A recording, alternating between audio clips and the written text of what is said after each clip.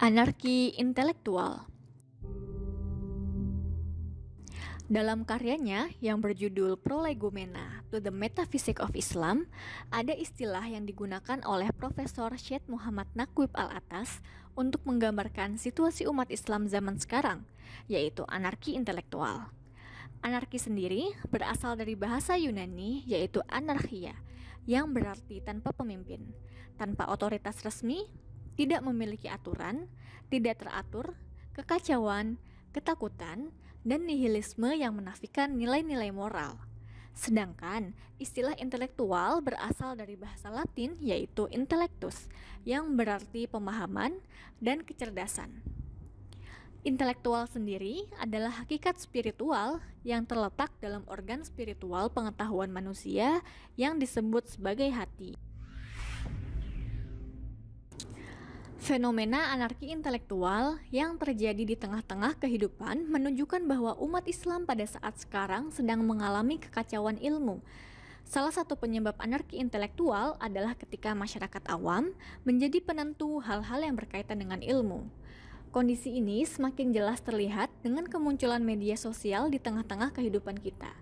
Di media sosial, seluruh manusia duduk setara, baik orang baik, orang jahat, pejabat, ilmuwan, anak kecil, orang dewasa, dan lain-lain. Dengan media sosial juga, kita bisa mendengar, membaca, menonton, dan menyebarkan segala hal yang kita mau. Padahal, tidak semua hal bisa didengar, dibaca, ditonton, dan disebarkan. Dan itu bukan hanya berlaku untuk hal-hal buruk. Hal-hal yang baik pun tidak mesti bisa kita lihat, baca, tonton, dan sebarkan semua.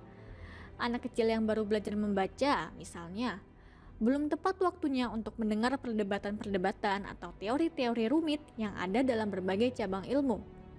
Profesor Al-Atas telah menyebutkan bahwa sikap menyamaratakan adalah salah satu bukti keruntuhan adab. Dan ini betul-betul terjadi di zaman media sosial. Munculnya istilah-istilah baru seperti netizen, influencer, dan selebgram menunjukkan fenomena penyamarataan. Dan iklim demokrasi yang menyamaratakan segala hal, terutama ketika suara orang baik disamaratakan dengan suara orang jahat. Fenomena tersebut sebetulnya sudah hidup dengan subur, tapi ia kemudian tumbuh dengan lebih ganas lagi dengan munculnya media sosial di era yang orang barat sebut sebagai post-truth. Jika sudah disamaratakan, masyarakat awam akan diangkat ke tingkat pemegang otoritas yang tinggi. Ini yang kemudian sering disebut oleh Profesor Wan Muhammad Nurwan Daud dalam berbagai kuliahnya sebagai krisis otoritas. Munculnya fenomena berita palsu yang viral melalui media sosial adalah salah satu bukti krisis otoritas. Namun sayangnya, krisis otoritas ini justru sering menyerang ilmu-ilmu agama. Dengan kata lain, ketika kita berbicara ilmu-ilmu selain ilmu-ilmu agama, otoritas masih dipegang kukuh.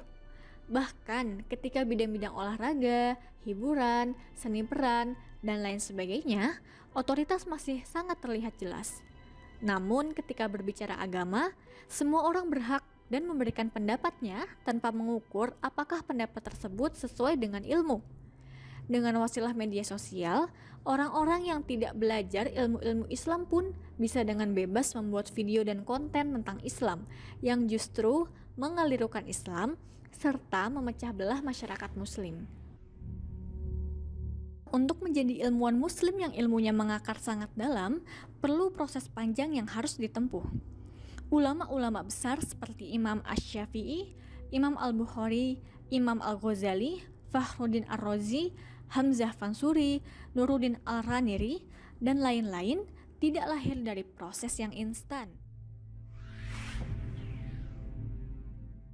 Untuk mencetak atlet-atlet handal dalam sepak bola seperti Pele, Diego Maradona, Zinedine Zidane, Cristiano Ronaldo, dan Lionel Messi saja perlu waktu yang tidak sedikit dan latihan yang lama.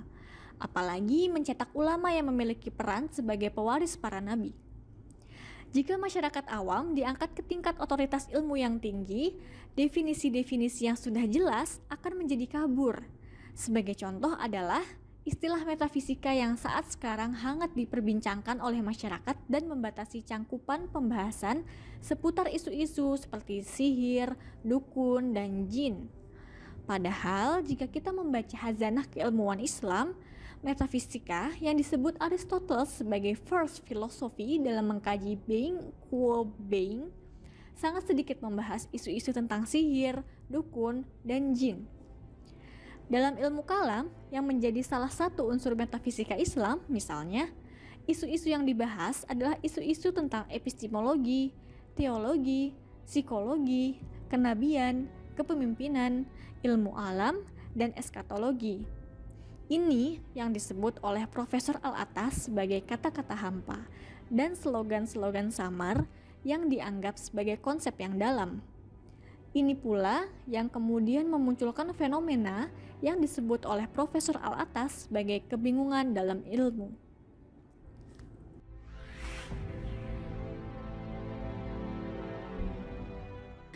Profesor Al-Attas kemudian menyebut bahwa keruntuhan adab yang melanda kehidupan umat Islam akan mengakibatkan lahirnya pemimpin-pemimpin palsu, yaitu orang-orang yang tidak memiliki nilai moral, intelektual, dan spiritual yang baik. Pemimpin di sini tentu saja bukan hanya pemimpin politik, tetapi pemimpin yang menjadi otoritas dan rujukan umat. Pemimpin tersebut adalah tempat umat bertanya dan teladan untuk diikuti. Sebagai penerus risalah kenabian, pemimpin yang kemudian didaulat oleh Nabi untuk memimpin kehidupan adalah ulama.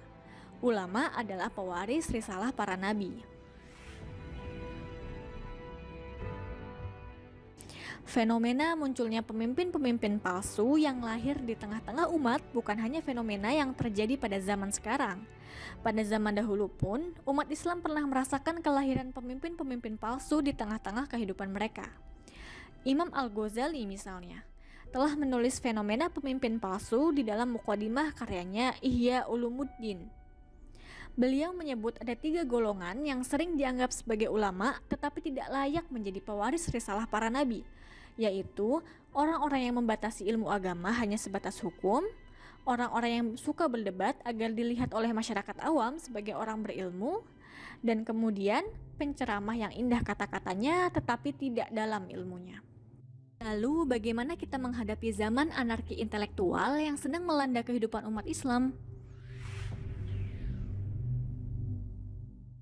Profesor Al-Attas menjelaskan bahwa hal pertama yang harus dilakukan oleh umat Islam untuk keluar dari 3 lingkaran ganas, yaitu kekeliruan dalam ilmu, kehilangan adab, dan kemunculan pemimpin palsu, adalah dimulai dari adab terlebih dahulu. Adab di sini berarti disiplin raga, pikiran, dan jiwa. Adab adalah disiplin berupa pengenalan dan pengakuan bahwa segala sesuatu ada tempatnya yang tepat. Ketika segala sesuatu diletakkan di tempatnya yang tepat, maka akan tercipta keadilan, lawan dari anarki. Karena segala sesuatu ada tempatnya yang tepat, berarti segala sesuatu tidak bisa disamaratakan.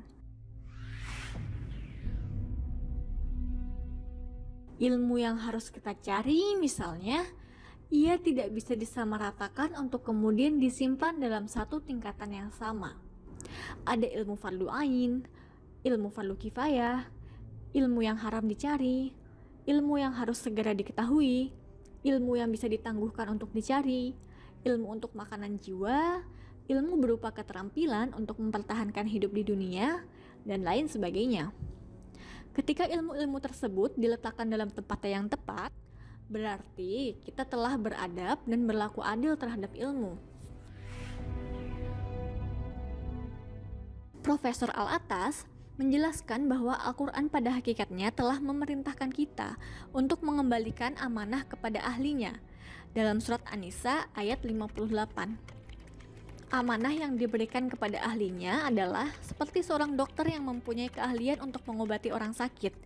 Karena ilmu yang dimilikinya, dokter tersebut berhak memberikan amanah dan menjadi otoritas untuk mengobati orang sakit. Demikian juga orang sakit, ia harus meletakkan amanah kepada dokter untuk mengobatinya. Namun, jika orang yang sakit pergi berobat kepada tukang kayu, ia telah mengkhianati dan menzolimi alamah dokter, tukang kayu, dan juga dirinya sendiri. Sebab, ia telah mengelirukan hak amanah dan tanggung jawab masing-masing. Jika itu terjadi, kekeliruan dalam ilmu, kehilangan adab, dan kemunculan pemimpin palsu sudah pasti tidak bisa dielakkan lagi. Ia akan mengakibatkan kezoliman, chaos, brutality, dan anarki di tengah-tengah kehidupan.